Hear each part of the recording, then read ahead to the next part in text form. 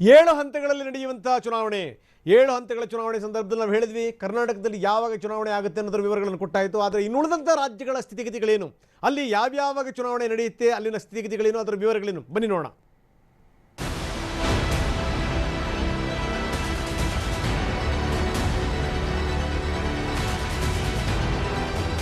ಇಪ್ಪತ್ತೊಂಬತ್ತು ರಾಜ್ಯಗಳು 7 ಕೇಂದ್ರಾಡಳಿತ ಪ್ರದೇಶಗಳು ಒಟ್ಟು 7 ಹಂತಗಳಲ್ಲಿ ಮತದಾನ. ಏಪ್ರಿಲ್ 11ರಿಂದ ಮೇ 19ರವರೆಗೆ ದೇಶದಾದ್ಯಂತ ಒಟ್ಟು 543 ಕ್ಷೇತ್ರಗಳಲ್ಲಿ ಮಹಾಸಮರ. ಚುನಾವಣಾ ಆಯೋಗ ಚುನಾವಣಾ ದಿನಾಂಕವನ್ನ ಘೋಷಣೆ ಮಾಡುತ್ತಲೇ ಇಡೀ ದೇಶವೇ ಲೋಕಸಭೆ ಮಹಾಸಂಗ್ರಾಮಕ್ಕೆ ಸಜ್ಜಾಗಿದೆ. ಕೋಟಿ ಕೋಟಿ ಭಾರತೀಯರ ಚಿತ್ತ ಈಗ ಚುನಾವಣೆಯತ್ತ ನೆಟ್ಟಿದೆ.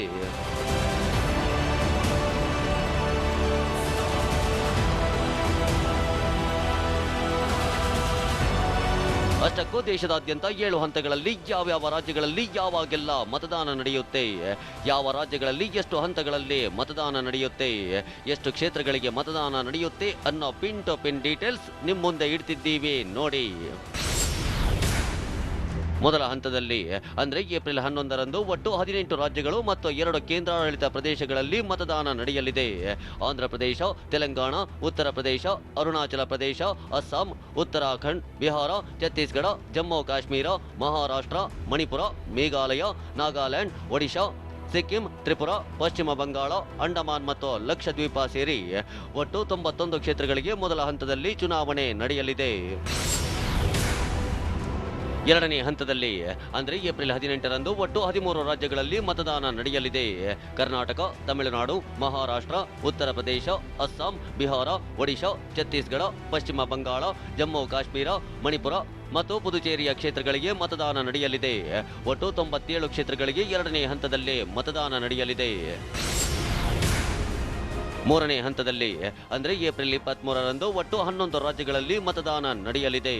ಕರ್ನಾಟಕ, ಗುಜರಾತ್, ಕೇರಳ, ಮಹಾರಾಷ್ಟ್ರ, ಉತ್ತರ ಪ್ರದೇಶ, ಛತ್ತೀಸ್ಗಢ, ಒಡಿಶಾ, ಅಸ್ಸಾಂ, ಬಿಹಾರ, ಗೋವಾ, ಪಶ್ಚಿಮ ಬಂಗಾಳ, ದಾಮನ್ ಮತ್ತು ದಿಯೋ ಸೇರಿ ಒಟ್ಟು 115 ಕ್ಷೇತ್ರಗಳಿಗೆ ಮತದಾನ ನಡೆಯಲಿದೆ. ನಾಲ್ಕನೇ ಹಂತದಲ್ಲಿ ಅಂದರೆ ಏಪ್ರಿಲ್ 29ರಂದು ಒಟ್ಟು 9 ರಾಜ್ಯಗಳಲ್ಲಿ ಮತದಾನ ನಡೆಯಲಿದೆ. ಬಿಹಾರ, ಜಮ್ಮು ಕಾಶ್ಮೀರ, ಜಾರ್ಖಂಡ್, ಮಧ್ಯಪ್ರದೇಶ, ಮಹಾರಾಷ್ಟ್ರ, ಒಡಿಶಾ, ರಾಜಸ್ಥಾನ, ಉತ್ತರ ಪ್ರದೇಶ ಮತ್ತು ಪಶ್ಚಿಮ ಬಂಗಾಳದ ಒಟ್ಟು 71 ಕ್ಷೇತ್ರಗಳಿಗೆ ಚುನಾವಣೆ ನಡೆಯಲಿದೆ. ಐದನೇ ಹಂತದಲ್ಲಿ ಅಂದರೆ ಮೇ 6ರಂದು 6 ರಾಜ್ಯಗಳಲ್ಲಿ ಮತದಾನ ನಡೆಯಲಿದೆ.